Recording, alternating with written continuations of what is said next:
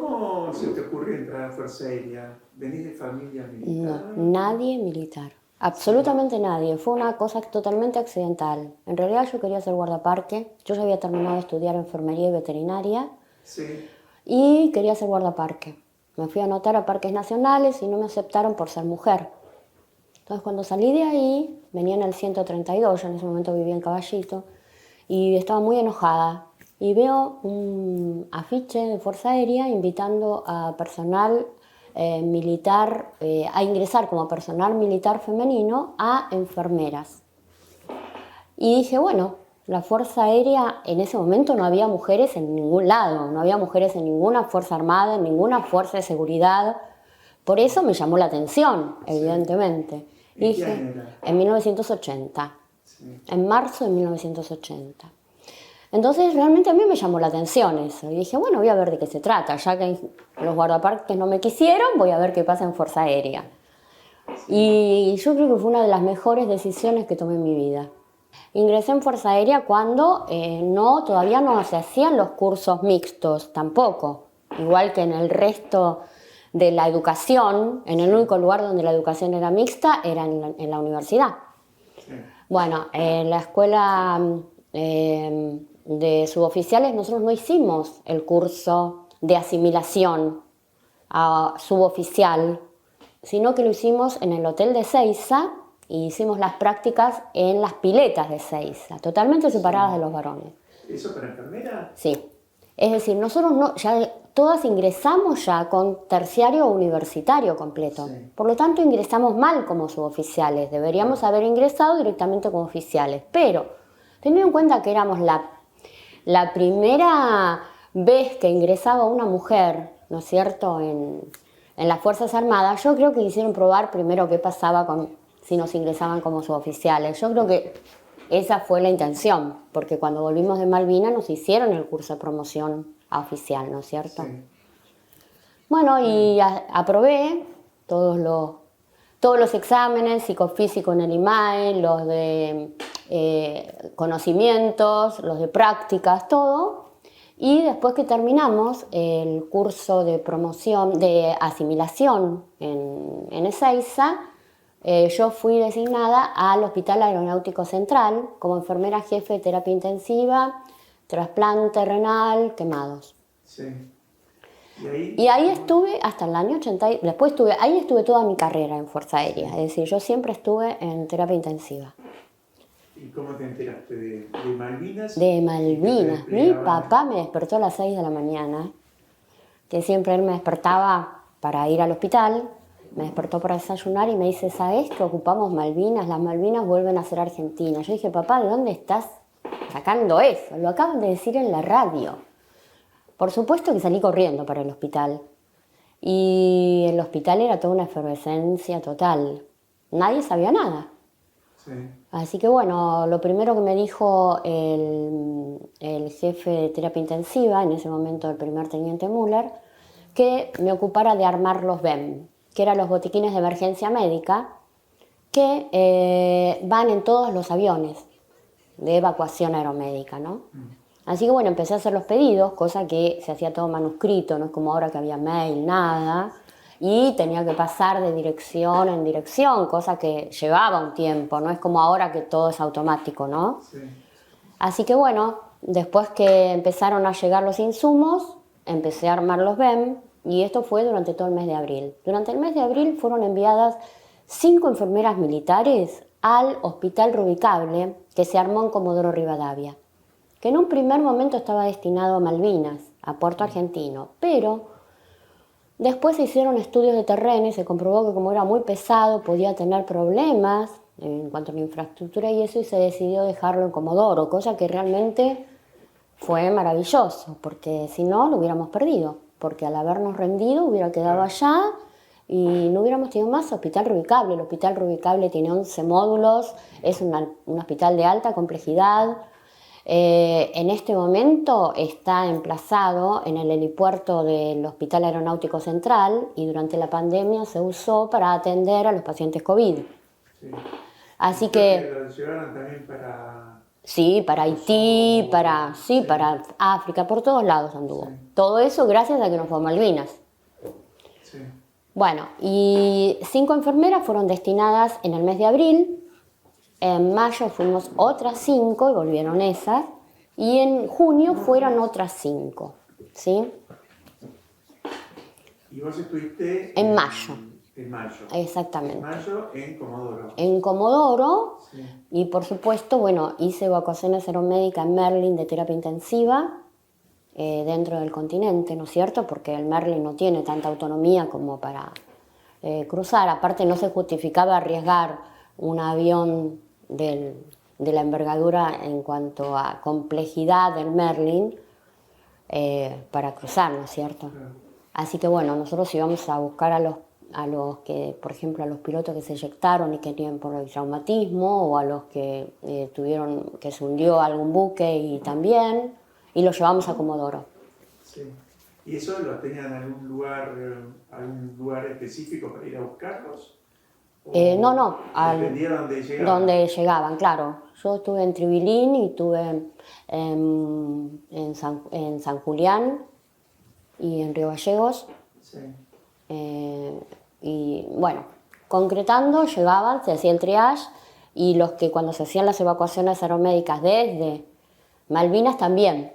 Es decir, llegaban a la pista que estaba al lado del hangar de YPF, y ahí al lado estaba armado el hospital Rubicable. Entonces, todos los pacientes iban primero al hangar, ahí se hacía el triage, se los dividía según la gravedad, según la necesidad de atención y según la fuerza a la que pertenecían, y se decidía su evacuación. Los que estaban más graves o demoraba más la evacuación, entonces se internaban en el hospital Rubicable. El hospital Rubicable era un hospital de tránsito, es decir, a partir de ahí después eran derivados donde correspondían, ¿no es cierto? Está bien. Y bueno, ¿cómo fuiste ¿Cómo viviendo llegué a las Malvinas? distintas etapas? Sí. ¿Cómo llegué a Malvinas? Bueno, mientras que estuvimos en Comodoro, yo debo reconocer que el apoyo del grupo es algo que no se puede comparar, digamos, porque no hubiéramos, yo creo que muchos no hubiéramos podido sobrevivir a la tensión si no fuera porque el equipo siempre te apoya, siempre estamos uno viendo cuál es el que está más decaído para levantarlo. Nosotros, por ejemplo, nos pasaba que de repente los pilotos venían al Rubicable a tomar un café antes de irse a un vuelo y después no volvían. Y vos decías, estuvo acá ayer y hoy ya no está más. Y eso cuesta mucho manejarlo, ¿no es cierto? Cuando estás en una situación de gran tensión, ¿no? Sí. Así que yo creo que el grupo ayudó muchísimo. Yo, por suerte, me tocó un equipo excelente, muy compañeros todos. Con decirte que nosotros dormíamos en una habitación re chiquitita, sería 2 metros por 2 metros, con camas cuchetas. Sí. Y los varones pusieron un cartel afuera, campo minado. Y todo el tiempo estaban buscando la forma de que no decayéramos, o que el que estaba más triste pudiera encontrar el camino para poder ser útil de nuevo, porque cuando vos estás angustiado no sos útil. Esa es la realidad, ¿no es cierto? ¿Y te podías comunicar con Buenos Aires? ¿Tenías problemas? No, en ese momento era difícil. Cada tanto podíamos, yo en todo ese mes pude comunicarme una sola vez por radio, pero recibíamos cartas de nuestros familiares y nosotros también mandábamos cartas. En ese entonces existían las cartas manuscritas, que todavía guardo algunas, evidente. ¿Tus padres tenían noticias tuyas? Claro, de que estaba en Comodoro. Lo que sí nunca supieron que fue a Malvinas hasta el 3 de mayo de 1983, cuando Fuerza Aérea condecoró a todos los que estuvieron en Malvinas. Y entonces me citaron. Y mis padres fueron. Mis padres siempre eran muy de acompañarme a todos lados, ¿no? Entonces fueron y cuando dijeron que había estado en Malvinas, cuando terminó la ceremonia me dijeron, ¿cómo vos estuviste en Malvinas? Sí, pero fui y vine, no pasa nada. Pero era la guerra, ¿viste? Y bueno, pero ya en ese momento ya no se preocupaban. Si yo se los hubiera dicho antes, hubieran estado preocupados inútilmente, porque esa es la realidad, no servía de nada decírselos. ¿Y cómo llegas a Malvinas? Y bueno, se produjo el desembarco inglés y evidentemente empezaron los combates cuerpo a cuerpo y empezaron los desembarcos en los que también se acercaban más los aviones y bueno, empezó a haber más, evidentemente, víctimas, ¿no es cierto? Y más heridos. Entonces, de Puerto Argentino pidieron una evacuación porque estaba sobresaturado el hospital de Puerto Argentino. Entonces, el primer teniente Smith en ese momento me dice, tenemos que traer muchos pacientes. ¿Vos nos querés acompañar? ¿Puede ser que nos acompañes? Nosotros no estábamos en las tripulaciones de vuelo, las mujeres. No estábamos incluidas en las tripulaciones de vuelo, excepto yo que hice las de terapia intensiva. Y bueno, le digo, sí, yo no tengo ningún problema. Para mí siempre que si yo ingresé a Fuerza Aérea, es una fuerza armada, si hay una guerra, uno sabe que tiene que ir a defenderlo. Y es parte de tu instrucción eso. Es decir, no es algo que no me parece que yo tuviera derecho a decir que no. Por lo tanto, bueno, dijo, bueno, ya voy a avisar para que te incluyan en la tripulación de vuelo. Bueno, fuimos, las evacuaciones siempre se hacían de noche. Salimos como a las 10 de la mañana, rumbo al Hércules. Cargaron los containers, porque en todos los vuelos se llevaban containers con todo lo que pedía Puerto Argentino. Por lo tanto, el Hércules iba lleno. Nosotros íbamos acostados arriba de los containers. Por ese motivo es que no se pudo llevar nunca armado como hospital, como avión sanitario el Hércules. Porque ¿cómo se iban a poner las camillas si estábamos cargando containers? Bueno, estábamos ya arriba, de repente ya habían subido la panza, empezó a carretear, paran de carretear, bajan la panza, bajen rápido, hay alerta roja, corran al refugio. Corriendo al refugio. Cuando en el refugio, por supuesto, todos varones, era el refugio re grande, todos varones, yo la única mujer.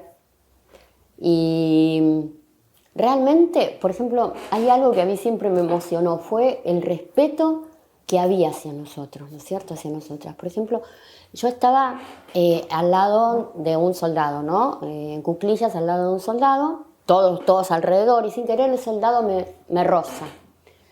Me mira con una cara de pánico y me dice, perdón, cabo principal, pero estábamos todos pegoteados ahí, porque éramos un montón. Pero eso que realmente, ahora evidentemente ya no existe eso, ¿no? Pero en ese momento siempre me llamó la atención, todo el tiempo, cuando íbamos en los vuelos, lo mismo, ¿viste? Me decían, cabo principal, ¿quiere sentarse? Ellos estaban todos tirados en el piso, ¿no? Y me querían dar su lugar para que yo me siente. ¿Viste esas cosas que ya ahora no se ven? Porque ahora ni siquiera te dan el lugar en el asiento del colectivo. Sí. Esa es la realidad. Bueno, hicimos el vuelo a ras del mar, con silencio de radio, teniendo en cuenta que íbamos en zona de exclusión, ya con dominio marítimo y aéreo del enemigo. Así que llegamos a Puerto Argentino. ¿Cuánto tiempo de vuelo? Más o menos 2 horas y media, 3, más o menos.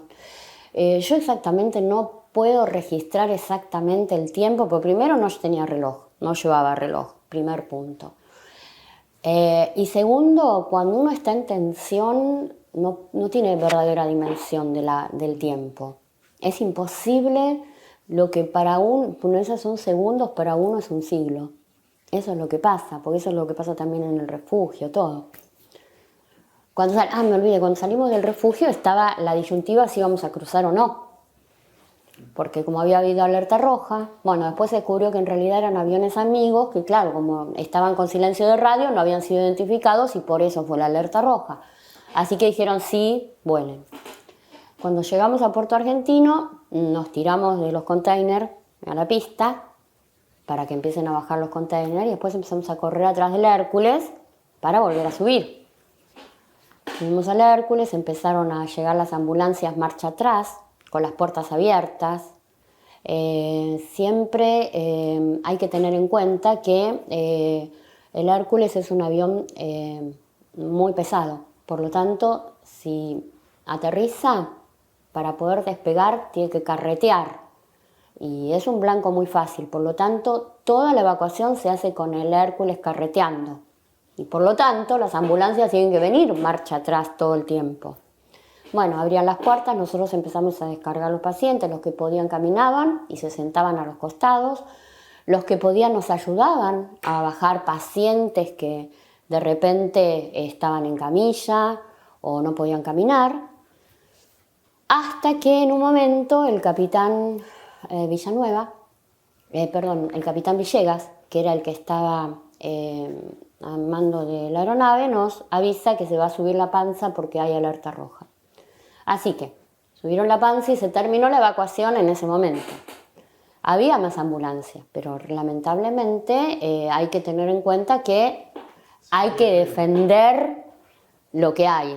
Y si bombardeaban, el Hércules era un blanco muy fácil, que no solo se perdían las vidas que estaban arriba del Hércules, sino el Hércules, que era la forma que había para hacer la evacuación, el medio para hacer la evacuación, y también las ambulancias que estaban en la pista, porque ellos no recibían informe de la torre de control.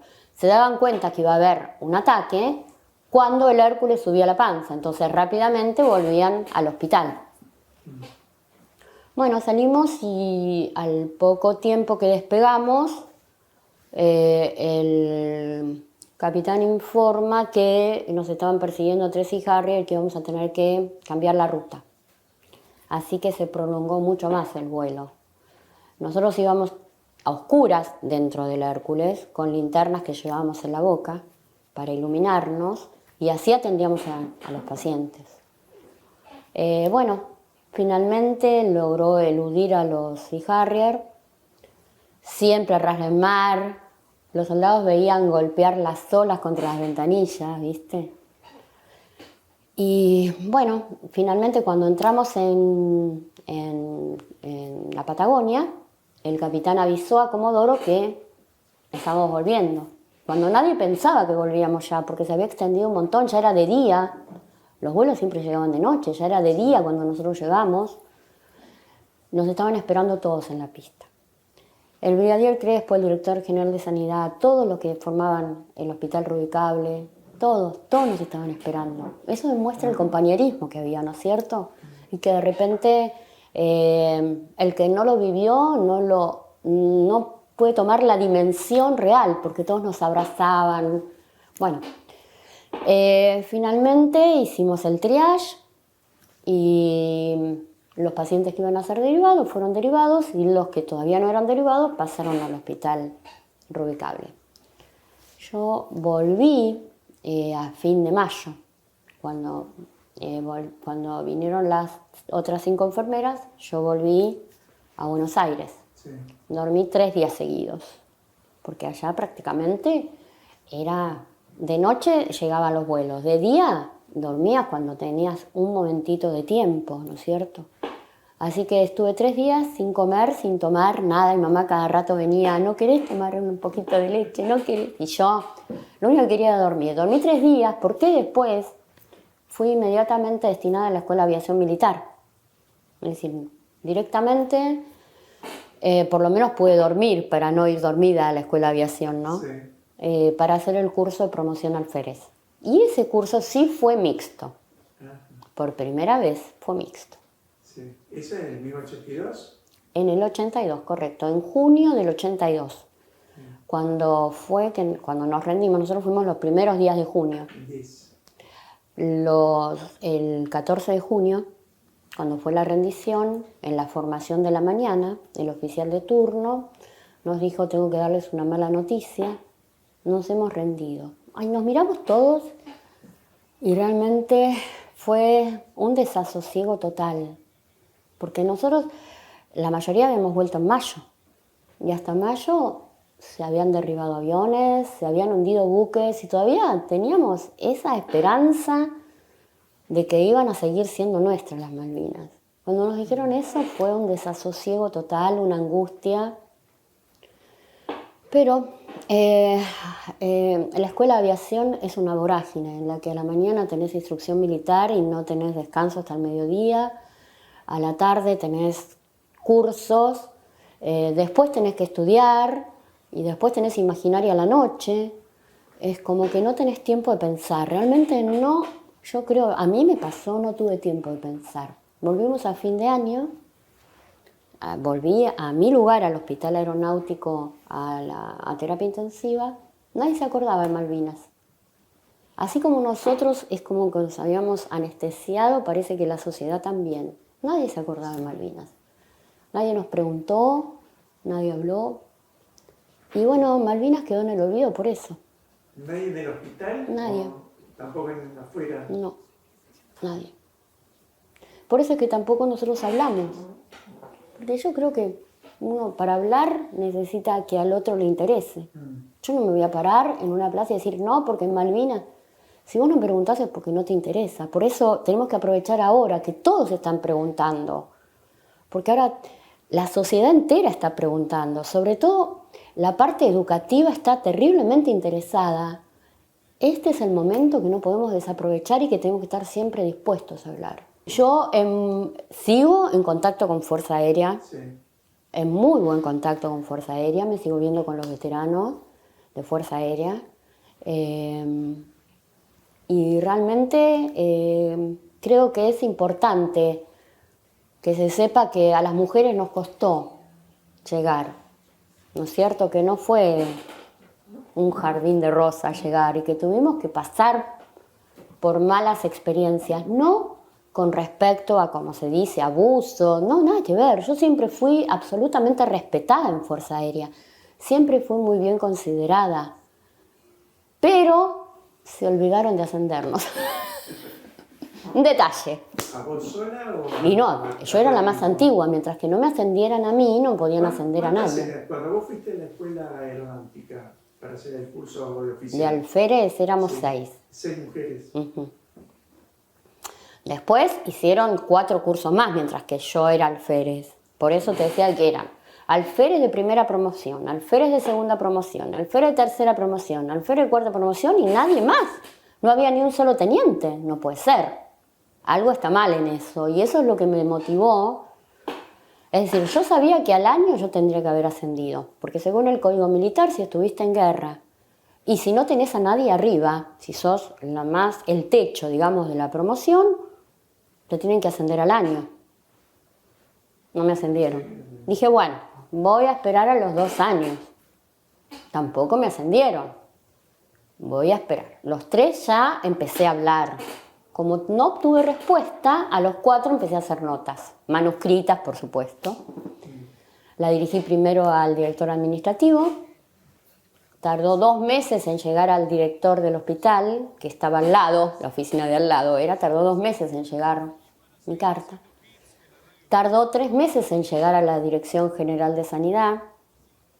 Tardó más de, creo que 4 meses en llegar al brigadier Crespo. Y al final, en un momento dije, no es justo esto. No es justo porque nosotros cumplimos las mismas funciones que los varones, tenemos las mismas guardias, tenemos los mismos deberes, tenemos que tener los mismos derechos. Y el brigadier Crespo me dijo, lamentablemente esto no depende de nosotros, los pliegos tienen que ser elevados por el Congreso, no depende de nosotros. Y yo le dije, bueno, si usted me dice que se elevaron los pliegos y que yo voy a ser ascendida con retroactividad como me corresponde, me quedo. Si no, no, eso no existe. Bueno, entonces me voy. Que siga el curso a la baja. Y a los 6 meses me dieron la baja. Al año siguiente empezaron a ascender. Quiere decir que de algo sirvió. Sí, lástima. Bueno, pero de algo sirvió. Sí. Lo importante es que no fue en vano. ¿No es cierto? Yo creo que para mí lo que me reconforta es eso. Sí. Que no es como que me quemé, Sí. sino que de algo sirvió. ¿Y después seguiste en contacto con la gente de Malvinas? Inmediatamente no. Al principio no, porque nadie, ni siquiera en el hospital se hablaba de Malvinas. Ni siquiera los que habíamos estado en Malvinas hablábamos de Malvinas o de Comodoro. Nadie hablaba. Después de un tiempo sí empecé a volverme a poner en contacto con los que estuvieron en Puerto Argentino, con los que hacían las evacuaciones aeromédicas, y ya después quedé súper relacionada, ¿no? Sí. Y bueno, o sea, de tu experiencia posterior de Malvinas, ¿hay algo que rescatás? Mira, yo rescato que afortunadamente yo pude seguir trabajando. Yo ya tenía un trabajo y pude seguir trabajando lo que me gusta. Sí.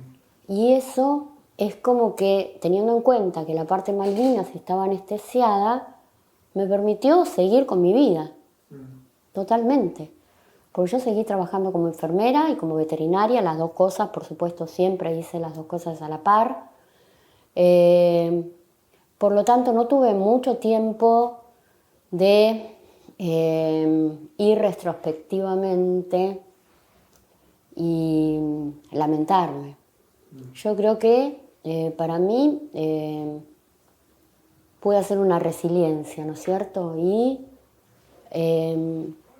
eso me permite ahora poder estar hablando, ¿no es cierto? Sí. Malvinas a mí me ayudó a aprender a vivir el presente, y eso se lo debo a Malvinas, porque uno cuando está entre la vida y la muerte dice, ¿por qué ponerse mal por cosas que no tienen valor? Y Malvinas me dio eso, disfrutar el hoy, el presente, no hacerme problema por cosas que yo no puedo solucionar, no quedarme en la mala experiencia, digamos, ¿no es cierto? Así que para mí Malvinas fue útil. Bárbaro.